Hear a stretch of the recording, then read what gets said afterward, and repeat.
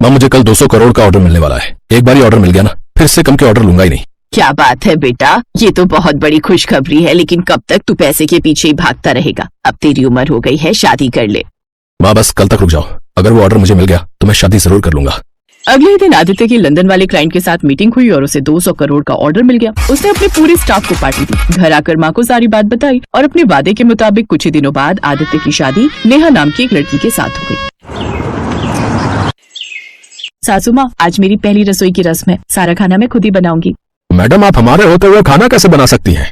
रामू काका, हम भले ही आज इतने बड़े बन गए हैं, लेकिन हम पुरानी रस्में नहीं भूल सकते। ये तो एक रस्म होती है जो बहू को ही करनी पड़ेगी। आप सिर्फ बहू की मदद कर देना। ठीक है मैडम। नेहा किचन में गई। उनका किचन बहुत बड़ा था। उसने तरह तरह के पकवान बनाने शुरू किए। धीरे धीरे 2 घंटे में उसने 56 भोग बनाकर तैयार कर दिए। जब नौकरों ने खाना टेबल पर लगाया तो खाने की महक से पूरा घर महक उठा। नेहा मैडम, ऐसा खाना तो आज तक हम भी नहीं बना सके। सबने खाना खाना शुरू किया। आदित्य और उसकी माँ तो अपनी उंगलियां चाटते रह गए। क्या बात है नेहा, रामू काका बिल्कुल सही कह रहे हैं। इतना स्वादिष्ट खाना तो आज तक इस घर में बना ही नहीं। बहू, कल हम पूरे मोहल्ले को पार्टी देंगे और खाना बनाने की जिम्मेदारी तेरी ही होगी। थैंक यू सासू माँ। खाना पीना खाकर सब सो गए। अगले दिन नेहा ने पूरे मोहल्ले के लिए सभी नौकरों की मदद से ढेर सारे अच्छे अच्छे पकवान बनाए। बड़े बड़े मिनिस्टर, बड़े बड़े बिजनेसमैन भी उस पार्टी में आए। सब खाना खाकर बहुत खुश हुए। मिस्टर आदित्य, अपने शेफ का मुझे नंबर दे दीजिए। इतना स्वादिष्ट खाना तो हमारा शेफ कभी बना नहीं सकता। भाई साहब, ये खाना न किसी शेफ ने बनाया है और न ही किसी होटल से मंगाया है, बल्कि ये खाना हमारी बहू ने अपने हाथों से बनाया है। क्या बात है बहन जी, इतने बड़े घर की बहू होने के बाद भी बहू के हाथों में इतना स्वाद है, मुझे तो यकीन ही नहीं हो रहा है। अगली सुबह। माँ शादी वादी तो हो गई, अब मुझे जो इतना बड़ा ऑर्डर मिला है उसे कंप्लीट करना है। मैं तो ऑफिस जा रहा हूँ। ठीक है बेटा। आदित्य अपनी कंपनी पहुँच गया। उसने अपने मैनेजर से कहा, मैनेजर साहब, हमें 200 करोड़ का प्रोजेक्ट 2 महीने के अंदर बनाकर उन्हें देना है। हमारे अकाउंट में कितना बजट होगा? सर, कंपनी के अकाउंट में तो ज्यादा से ज्यादा 110 या 120 करोड़ रुपए होंगे। मैनेजर साहब, हमें किसी भी कीमत पर ये 200 करोड़ का ऑर्डर 2 महीने के अंदर पूरा करना ही होगा, वरना इतनी बड़ी पार्टी दोबारा मिलना मुश्किल है। ऐसा करता हूँ, अपना घर और भोपाल वाली जमीन गिरवी रख देता हूँ। ऑर्डर कंप्लीट होते ही पैसे तो हमें मिल ही जाएंगे। सर एक बार फिर से सोच लीजिए। मैं सोच समझकर ही बोल रहा हूँ मैनेजर साहब। अगले दिन उसने अपनी माँ और पत्नी को बिना बताए अपना घर, जमीन सब गिरवी रख दी और प्रोडक्शन शुरू कर दिया। आदित्य अपनी फैक्ट्री पहुंचा तो मैनेजर साहब काम करवा रहे थे। सारे वर्कर्स बहुत खुशी खुशी काम कर रहे थे। मैनेजर साहब, जल्दी से ये ऑर्डर कंप्लीट हो जाए, फिर मैं दूसरी जमीन लेकर एक और बड़ी फैक्ट्री डाल दूंगा। बिल्कुल सर, मैं भी यही सोच रहा था। ऐसे धीरे धीरे समय बीत रहा था। सारा माल बनकर लगभग तैयारी हो चुका था कि तभी अचानक एक रोज आदित्य की फैक्ट्री में आग लग गई और सारा माल जलकर राख हो गया। क्लाइंट ने आदित्य को फोन किया। मिस्टर आदित्य, 2 महीने से ज्यादा हो गए, अभी तक ऑर्डर कंप्लीट नहीं हुआ क्या? सर एक्चुअली हमारी कंपनी में आग लग गई, जिससे सारा माल जलकर राख हो गया। What nonsense! इतनी बड़ी कंपनी के मालिक होकर इतनी लापरवाही कैसे कर सकते हो? अच्छा हुआ मैंने तुम्हें एडवांस नहीं दिया था। मेरा 2 महीना बर्बाद कर दिया तुमने। शुक्र मनाओ मैं तुम पर केस नहीं कर रहा हूँ। अब आदित्य लगभग बर्बाद हो चुका था। उसकी माँ और पत्नी दोनों बहुत परेशान थे। आप परेशान मत होइए, आप सही सलामत है, हमारे लिए तो वही बहुत है।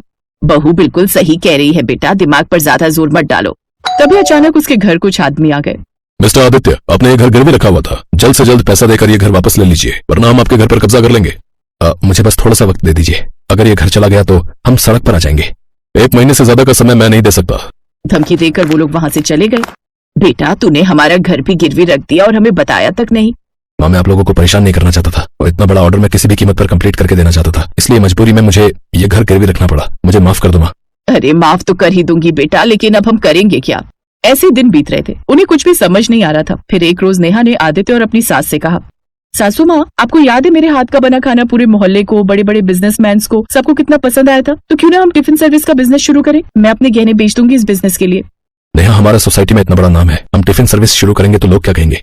और अगर हम सड़क पर आ गए तो लोग क्या कहेंगे? बहू चल, हम दोनों मिलकर टिफिन सर्विस शुरू करते हैं। नेहा ने अपने गहने बेचकर अपनी सास के साथ टिफिन सर्विस का काम शुरू कर दिया। घर के बाहर एक बोर्ड भी लगा दिया, जिससे कुछ लोग खुद ही टिफिन लेने आ जाते थे। इसके अलावा सुबह शाम दोनों सास बहू हॉस्टल में भी टिफिन देने जाया करती थी। काम उनका ठीक ठाक चलने लगा था। फिर एक रोज एक फूड इंस्पेक्टर उनके घर आ टपका। हम लोग फूड इंस्पेक्शन के लिए आए हुए हैं, जल्दी से अपना लाइसेंस दिखाइए और तुम लोग जल्दी से इनका खाना चेक करो, देखो कोई गड़बड़ी तो नहीं है। सर, हमने लाइसेंस के लिए अप्लाई कर दिया था, बस 1-2 दिन में आता ही होगा। उसके आदमियों ने खाना चेक किया और कहा, सर इनके खाने में तो कोई प्रॉब्लम नहीं है, सब कुछ ठीक है, लेकिन बिना लाइसेंस के आपने टिफिन सर्विस शुरू कर दी। जल्दी से 2 लाख जुर्माना निकालिए, वरना ये बिजनेस सील करना पड़ेगा। ऐसा मत कीजिए इंस्पेक्टर साहब, हमारी स्थिति बहुत खराब चल रही है और हमारे मोहल्ले के आसपास बहुत सारे पुराने टिफिन सर्विस वाले हैं जिनका लाइसेंस नहीं बना, फिर भी वो कई सालों से अपनी टिफिन सर्विस चला रहे हैं। मुझे मेरा काम मत सिखाइए। अगर पैसे नहीं है तो आज से अभी से आपका धंधा बंद। आप दोनों को मैं ब्लैक लिस्टेड कर देता हूँ, फिर कोई आपसे टिफिन नहीं लेगा। मैं अपनी कार बेचकर इन्हें पैसे दे देता हूँ, क्योंकि अगर ये काम बंद हो गया तो हम सड़क पर आ जाएंगे। सर, कल आप आकर पैसे ले जाना। ठीक है, जब तक पैसे नहीं दे देते टिफिन लेकर बाहर मत निकलना। इतना बोलकर वो चला गया। अगले दिन आदित्य ने अपनी कार बेचकर फूड इंस्पेक्टर को पैसे दे दिए और उनका टिफिन का काम फिर से चलने लगा। बहू चल, आज हमें खन्ना इंडस्ट्रीज में मीटिंग करनी है। अगर उन्हें हमारा खाना पसंद आ गया तो हर महीने लाखों की कमाई सिर्फ उसी कंपनी से होने लगेगी हमारी। सासू माँ, उन्हें हमारा खाना जरूर पसंद आएगा। आदित्य जी, आप तब तक लाइसेंस उठा लाइए, बन गया होगा। ठीक है नेहा। दोनों सास बहू खन्ना साहब के पास पहुंची। उन्होंने खाना टेस्ट किया। क्या बात है, ऐसा खाना तो बड़े से बड़े होटल में भी नहीं मिलता। कल से हर दिन 500 टिफिन भिजवा दीजिएगा। Thank you so much sir, कल से टिफिन पहुंच जाएंगे। खुशी खुशी सास बहू बाहर आ गई। लेकिन बहू, तूने हाँ तो बोल दिया, लेकिन 500 टिफिन खाना बनाने का हमारे पास बजट नहीं है। सासू माँ, ये सब घर चलकर सोचते हैं। वहीं दूसरी तरफ आदित्य लाइसेंस लेकर जब घर लौट रहा था तभी उसने उसी इंस्पेक्टर को देखा। आदित्य उसका पीछा करने लगा। वो किसी दूसरे टिफिन सर्विस वाले के यहाँ घुसा और उससे कुछ पैसे लेने लगा। तभी आदित्य ने उसका वीडियो बना लिया। आप हर महीने मुझे ऐसे ही पैसे देते रहिए, फिर आप खाने में चाहे जो मिलाइए, लाइसेंस बनवाइए या ना बनवाइए, कोई दिक्कत नहीं, मैं सब देख लूंगा, ठीक है। पैसे लेकर जैसे ही फूड इंस्पेक्टर बाहर निकला, आदित्य ने उसे रोक लिया। आदित्य ने उसे वो वीडियो दिखा दिया। मैं ये वीडियो आपके सीनियर को भेजने वाला हूँ। अरे नहीं, ऐसा मत करना, तुम अपने 2 लाख वापस ले लो, पर ऐसा मत करना वरना मेरी नौकरी चली जाएगी।